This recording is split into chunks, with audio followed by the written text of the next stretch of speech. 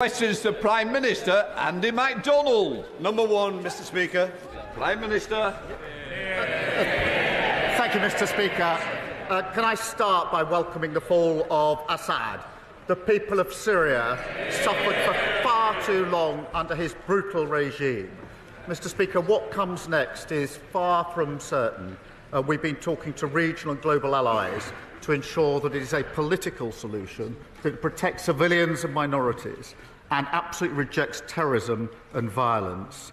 Mr. Speaker, this morning I had meetings with ministerial colleagues and others. In addition to my duties in this House, I shall have further such meetings later on today. Thank you, Mr. Speaker. May I associate myself with the remarks of the Prime Minister in welcoming the fall of Assad and the hope now for the Syrian people. Mr. Speaker, since it returned to Labour control under Mayor Chris Cook, Middlesbrough Council has not only been taken out of government intervention in terms of children's services and a best value notice, but is also on track to becoming financially stable. I know the Prime Minister will want to join me in congratulating Mayor Cook and the Council on its recent successes.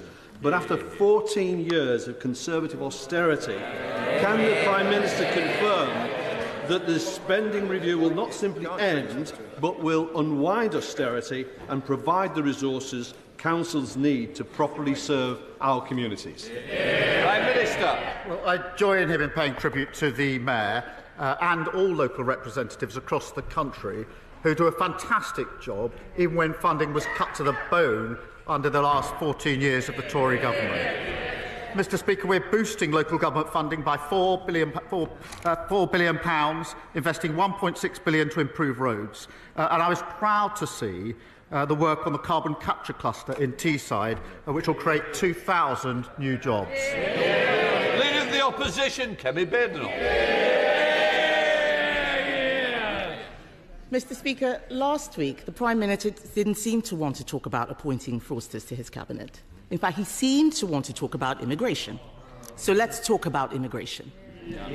He has relaunched yet again. Many new targets, 6 milestones, 5 missions. But why was cutting immigration not a priority?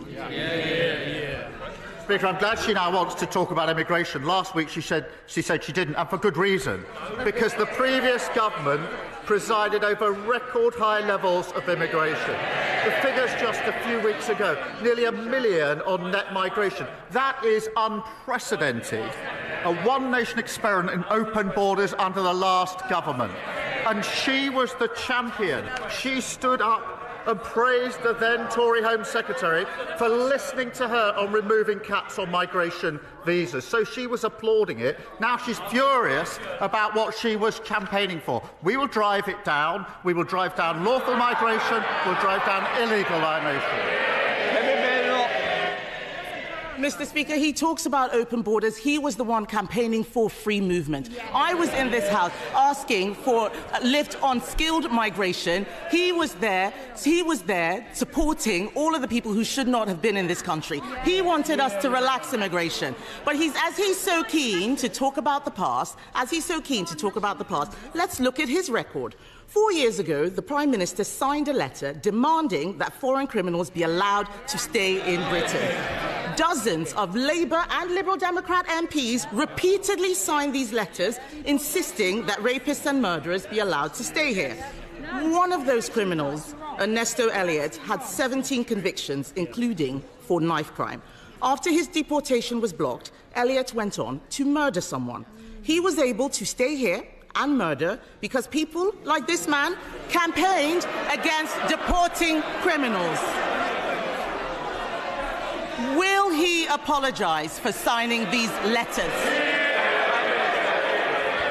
Mr. Speaker, I'd firstly remind her that when we're in the number now, under their watch, of migrants coming to this country, nearly 1 million, is over 4 times the number when we're in the EU. They lost control of the borders. And the particular example she puts to me is an example of failure under her government to take the necessary measures to keep our country safe. Mr. Speaker, this is a ludicrous assertion. He is the one who was repeatedly signing letters. He even asked us to pause all deportations. He asked us to pause all deportation. He doesn't want to talk about his past, Mr. Speaker, but that letter is just the tip of the iceberg. There is more. The Prime Minister actually complained that the immigration system was working to deter migrants rather than provide support. He said, and I quote, that he was proud to have served as Jeremy's shadow immigration minister. He boasted that he took the last Labour government to court for cutting benefits for asylum seekers. He said he would never set a target-based approach to immigration. He wants to talk about immigration. Let's talk about his record. We can talk about it all day. I have committed... Mr. Speaker, the Prime Minister says he wants to talk about immigration. I have committed to a cap on migration. Why won't he? Mr. Speaker, she talks about my record. For 5 years, I was the chief prosecutor, prosecuting people who went to prison, many of whom were then deported. So while she's talking, I was actually doing the hard yards of convicting those that should be in prison. And she presided over record numbers of asylum seekers in this country, a record number of lawful and irregular migrants. That is 14 years when they lost control of the borders. They set a cap for each of those 14 years. It wasn't hard, it didn't stop people coming, and it got a record number. They should apologise for what they've done with their open borders policy. Mr. Speaker, he did not answer a single... Do you want to leave? If you've not got the guts to stand up to the comments, you shouldn't be in here. Kemi Baird.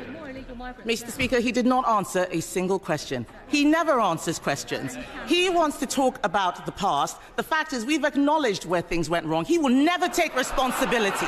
He will never take responsibility. The fact is, he has scrapped a deterrent that the National Crime Agency has said we need. Since he came into government and scrapped the Rwanda deterrent, small boat arrivals have increased by nearly 20%. His own MPs are complaining about having to house asylum seekers. So can the Prime Minister tell the House how much more his government will spend on hotel accommodation because he scrapped the deterrent? Prime Minister. Mr. Speaker, I'd invite her to tell us what went wrong under the last government, but it'd take us all afternoon. Mr. Speaker, we are going to smash the gangs that are running this vile trade. We signed a landmark agreement with Germany this week. Order. Mr. Philp, you've been very loud. I think now we're going to have a little bit of silence from you, Prime Minister. This week we signed a landmark agreement with Germany. She should be welcoming that, because that will make sure we have the powers to take enforcement action across the continent where it is needed. We've set up the Border Security Command. We've committed £75 million on top of the existing £75 million. We're extending the powers, so they're counter-terrorism-like powers. We've retained 9,400 people who shouldn't be here. A record flight got off. They talk about getting the flights off. They did it for years. They didn't succeed. We got the flights off. Mr. Speaker, he says he wants to smash the gangs. The only thing he smashed is his own reputation. The fact is, what he has been agreeing is not going to do anything. The cost of the Iraq agreement is £500,000. That wouldn't even buy a house in his constituency. Many of the things he's taking credit for are our agreements. Let's talk about what he put in his manifesto. The Prime Minister promised to end asylum hotels. He promised, he's the Prime Minister now, he promised, but in Altrincham and Peterborough, his government is expanding the use of asylum hotels because he unilaterally disarmed the deterrent. In fact, Mr. Speaker, a man who arrived by small boat told Sky News he was happy Labour were in power. That man said the Conservatives, and I quote, wanted to deport us, but Labour are making the procedure easier for us. He's right, isn't he? Prime Minister. Mr. Speaker, I really thought she should welcome the Iraq deal. Anybody who wants to deal with this vile trade would have welcomed it. She should also welcome the German deal that we did this week. Many of the boats that are finding their way to the Channel are coming through Germany. That is well documented. There's been a difficulty in taking enforcement action, which if she spent more time researching that than her terrible jokes, she would know about. And we have signed an agreement to smash and take enforcement action in Germany to stop those boats getting to the coast. That is effective action. She should welcome it. It's really good news. All law enforcement think it's a good thing. Why does she think it's a bad thing?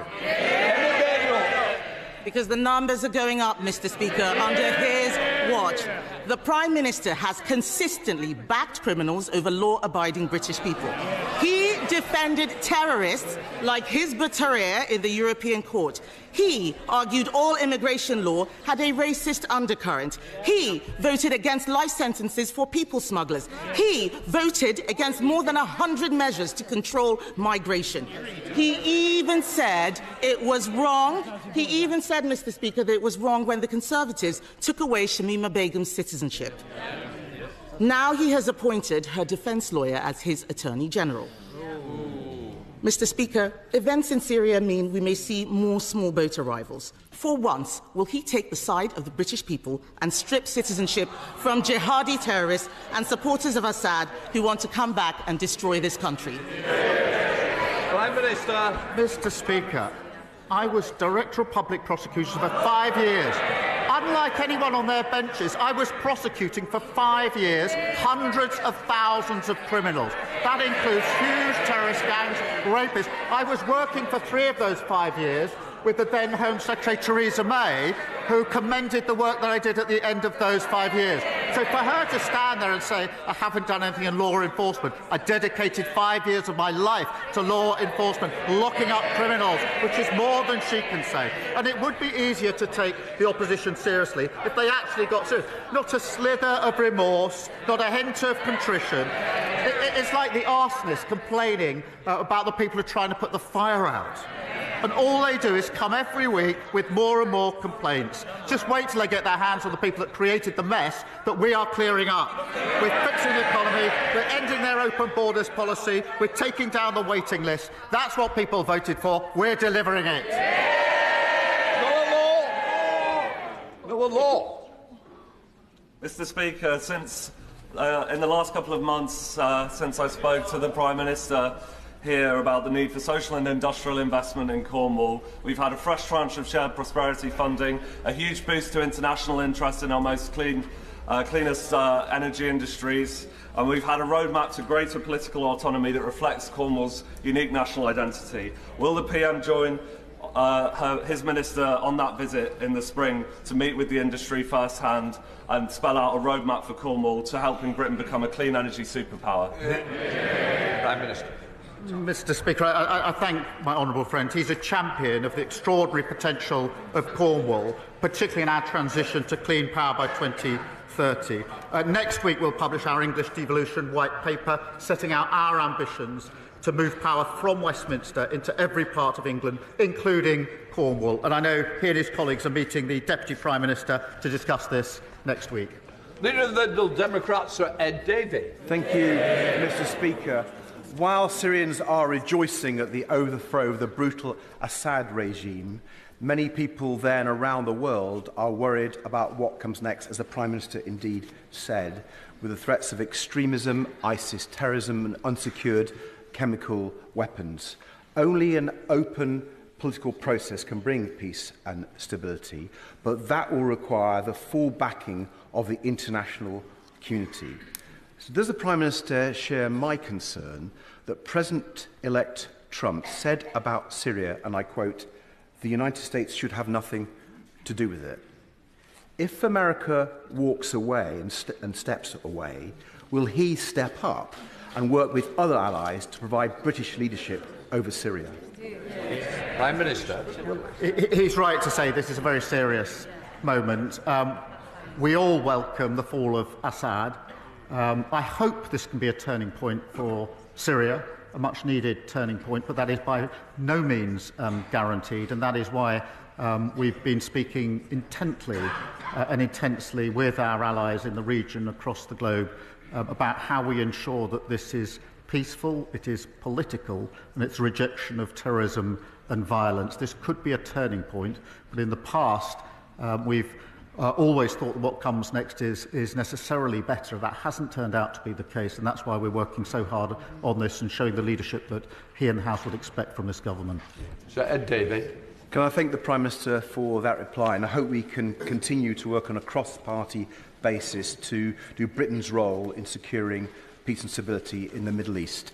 But moving on to another subject, Mr. Speaker, British farmers are the best in the world. Yeah. They are the best in the world because of our tradition of family farms, where from generation to generation a commitment to high-quality food, to our precious environment, animal welfare, is passed down.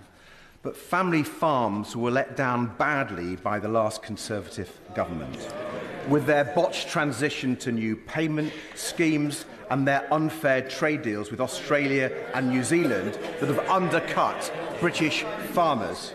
Now, many family farms feel the government's budget will be the final blow. So will the Prime Minister change course and recognise the vital role that British family farms play? Yeah. Prime Minister.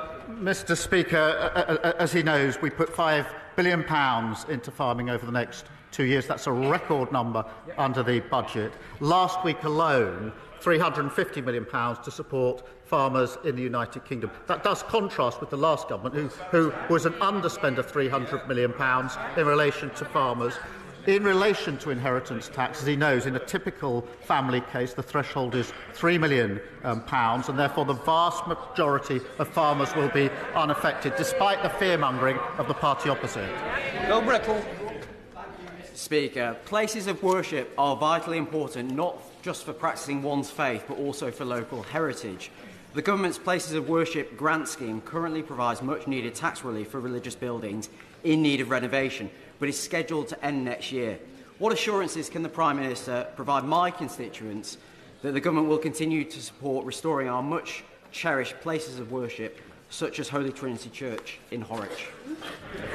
Prime Minister. I thank you for that question and recognise the important roles that these buildings play at the heart of communities, particularly, Mr. Speaker, at a time like Christmas. There are a wide range of funds available for maintenance and restoration, including the National Lottery Heritage Fund's Places of Worship scheme. Details will be confirmed in the usual way by departments at the spending review. Hannah. Mr. Speaker, last week my neighbours Omar and Delma Al-Shishkaki, who serve South Belfast as a doctor and a classroom assistant, received the news that they have been dreading. Dalal's mother and brother were among 23 Gazans killed in their tent by an Israeli airstrike in the so-called humanitarian zone of Al-Mawasi, and other family members are fighting for their lives in a barely functioning health system. Prime Minister, the crisis in Gaza is getting worse and not better. None of us in this chamber can end their nightmare, but we can do more. This government have rightly used every tool at their disposal, sanctions on arms and trade and officials against Putin's Russia. When will Israel be held to the same standards for genocide? When will this government confirm further sanctions, recognise the State of Palestine and offer some hope to beleaguered Gazans and many millions who are watching on in horror? Prime Minister. Can I start by saying I'm sorry to hear of the dreadful loss of the families of her constituents. There have been far too many examples like that. I was pleased to see that there's now a ceasefire in Lebanon. We desperately need that now in Gaza, something we've been pressing for some time. There's intense talks going on to that end at the moment, as she knows. That would provide the space for the hostages to be allowed out. They've been there for a very, very long time. Desperately needed aid to go in at speed and at scale, but also opens the potential for the pathway to the two-state solution, which I believe is the only peaceful way to resolve this ongoing conflict. Katrina Murray. Thank you, Mr. Speaker. My constituents in the east of Kirkintilly are experiencing a housing emergency. Not enough houses for families or for those fleeing domestic abuse, and what houses there are in drastic need of repair. Does the Prime Minister agree with me that the Scottish Government should be prioritising repairing this housing emergency, but also the funding of local authorities to address this crisis of their own making? Prime Minister. Well, I'm grateful to her for raising this, because in Scotland, house building has ground to a halt. Homelessness is at record numbers. Children in temporary accommodation, record numbers. and that this budget was the biggest settlement for Scotland since devolution. So they've got the powers, they've got the money. What they haven't got is any more excuses. Thank you, Mr. Speaker. The people of Thornbury have been promised a new health facility for more than 20 years, but have seen every proposal fall by the wayside. That's why it was a great relief to residents when the Health Minister confirmed to me in writing that the funding to rebuild the centre would be made available. However, we are still months away from seeing the final plans signed off, never mind having spades in the ground. So what reassurances can the Prime Minister give me and my constituents that this isn't just another hollow promise and that the proposals will be approved swiftly once they hit the Health Secretary's desk? Well, I'm grateful to her for raising that, and it's obviously a cause of concern for her constituents. And we are determined to fix the broken NHS that we inherited from the party opposite. We've set out our targets in the Plan for Change last week. As she knows, the Department for Health, NHS England and Local Care Board are working together to deliver for patients in her constituency. It is important, as she'll appreciate, that we go through the proper business case as part of this rebuild. But what I can make sure is she gets a meeting with the relevant minister to be updated on behalf of her constituents. Peter Lamb. Thank you, Mr. Speaker. Following years of real terms cuts to their funding, St Catherine's Hospice, serving my constituency of Crawley, has recently made a number of redundancies. Palliative care is hugely important to our communities, and I pay tribute to them for their work. Can the Prime Minister join me in thanking the work of St Catherine's and outline how the Government will look to support palliative care moving forwards? Prime Minister. I will join him in that and recognise the vital role that hospices play in providing support to people at the end of their life and understand the challenges that they face. Most hospices receive funding by providing NHS services, and funding will be set out in the usual way. Thank you. Jerome Mayhew. Mr. Speaker, losing a farm is not like losing any other business. It can't come back. Now, those are the words of the Prime Minister, those that he said to the NFU in order to get their votes. So can the Prime Minister understand why farmers in Broadland and Falkland and around the country now think that his administration is duplicitous? Mr. Speaker, I think everybody welcomes the £5 billion over the next 2 years that we put in the budget to... Well, they shake their heads. I'm afraid they do. £350 million in the last week alone, compared with the £300 million underspent by the last government. On the threshold, as he well knows, in an ordinary family case, the threshold is £3 million, and that means the vast majority of farmers will be unaffected. Joyce Dewbray. 14 years of the party opposite gutting local government. It's left councils having to make impossible decisions. My constituents were recently shocked when Cannock Chase District Council proposed the closure of the Museum of Cannock Chase and the Prince of Wales Theatre. Can the Prime Minister ask the Culture Minister to please, and his officials to please meet with me to see what can be done to save our museum and theatre? Mr. Speaker, they groan at the question. The Leader of the Opposition was saying they're coming to terms with their failures. Well, they're obviously struggling just a bit. I understand this will be a huge loss to his constituency. Councils across the country were at the front line of the last government's ruinous economic failure. We announced £4 billion in additional funding for local government, a real terms increase in core spending power. We will continue to do so, and I will make sure that he gets a meeting with the relevant minister. Chris Law. These last months have shown that cruel Westminster governments of whichever party continue to target the weakest in society, while the Scottish Government will continue to protect them. Whilst the Labour Party have voted to continue the two-child benefit cap from the Conservatives, the SNP are abolishing it. While the Prime Minister picks the pockets of pensioners of their winter fuel allowance, Scotland's First Minister, John Swinney, has reinstated it. So, Mr. Speaker, given support for Labour is plummeting, and support for Scottish independence is once again leading in the polls, who does the Prime Minister believe makes the best decisions for Scotland? Prime Minister. Those that were elected in a general election on the 4th of July, they're sitting here.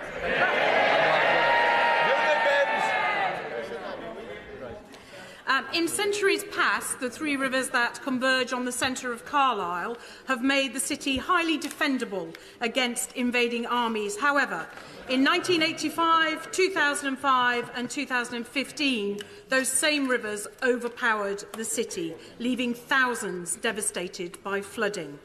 What assurances can the Prime Minister give my constituents that the flood defences that the Conservatives promised but failed to deliver will be completed under this government? Can I start by wishing her a happy birthday? She raises a really important matter for her constituents who faced appalling flooding too many times, and the last government left our defences in a state of absolute disrepair. Mr Speaker, we're investing £2.4 million this year, and the Environment Agency are currently studying options to improve protection in Carlisle. I'll make sure she gets a meeting to discuss the specific options. Becca Paul. Thank you, Mr Speaker. In recent weeks, the former head of MI6, Sir Richard Dearlove, has warned that conflict between Russia and the West is no longer coming, it has already come. With Russia poised to spend more than 6% of its GDP on its military next year, the time for reviews and roadmaps is over. Will the Prime Minister recognise the urgency of the situation and commit to spending at least 2.5% of GDP on defence without further delay? Well, Mr Speaker, she's right about the importance of national security, particularly at the moment.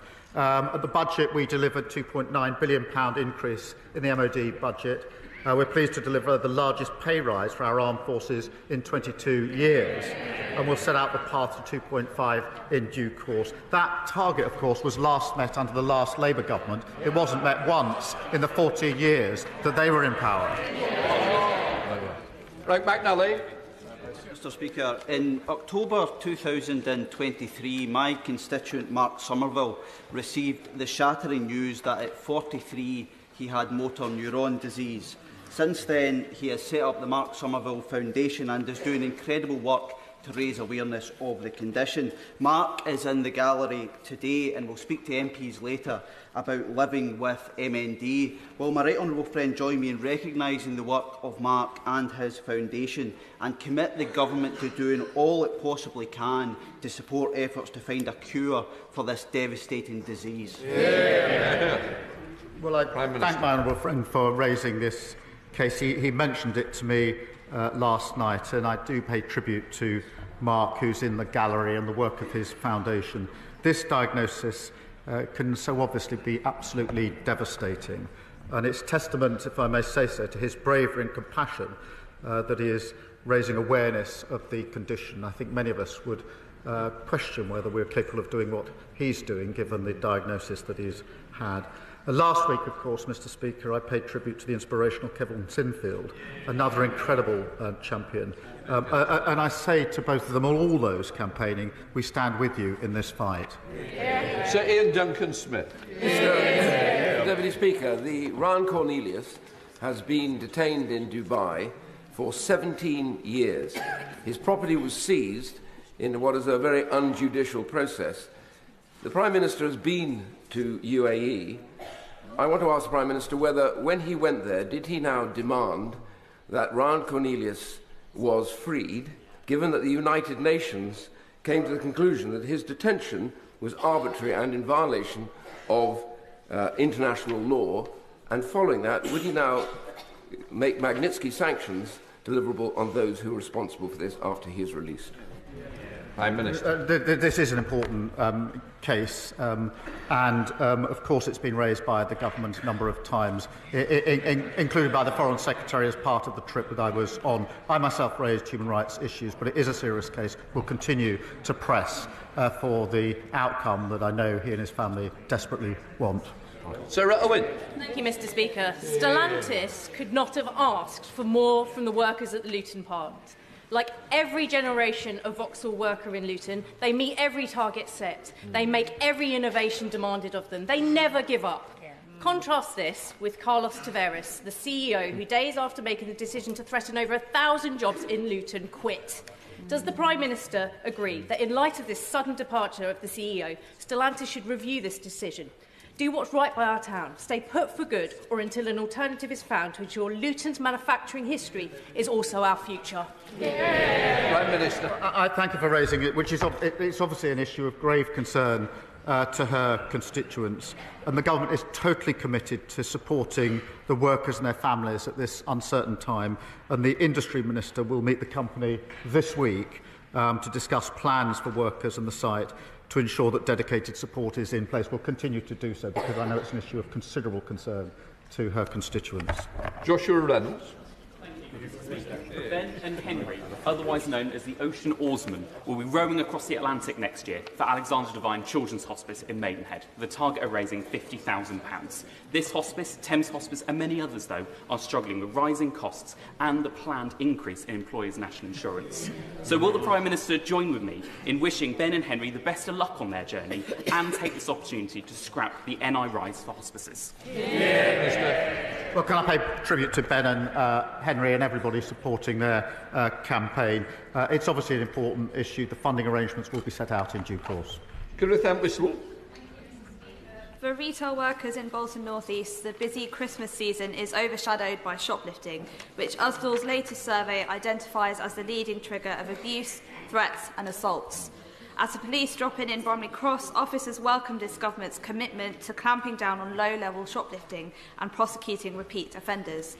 What more can the government do to tackle shoplifting and support retail workers and businesses during their critical holiday season? Prime Minister. Well, thank you for raising this, and I've spoken to many who work in our shops who are very, very concerned about shoplifting, and because of the approach that was taken by the previous government, it went out of control.